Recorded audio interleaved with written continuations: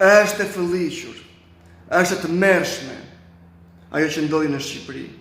Fenomeni i shitblerjes të votave është e frikshme, është një tragjedi kombëtare.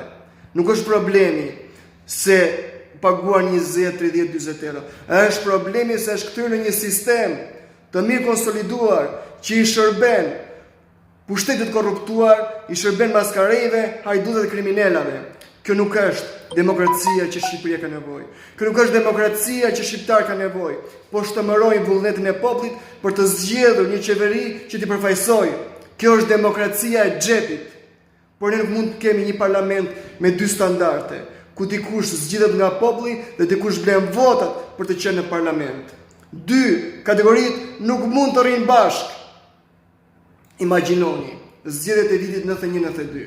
Nuk është paguar as dhe një qindark, nuk është harxuar as dhe një kokorleku, nuk është paguar as dhe një votues, sepse qytetarët kishin një shpirt, kishin një zemër, kishin një moral, shkonin dhe votonin me dëshirë. Por ky është problemi i opozitës. Nuk kemi një opozitë fortë. Nuk kemi një opozitë e cila të mbrojë votën, të ndërgjegjësojë qytetarët se vota nuk shitet, por është një opozitë e kalbur kokë kam, e cila është lyer me këtë sistem të korruptuar. Ata nuk po shesin vetëm votën, po shesin Shqipërinë, po shesin tokën tonë të përbashkët, po shesin pasurinë tonë të përbashkët, po shesin lirinë, po shesin drejtsinë. Çfarë do të bëjmë?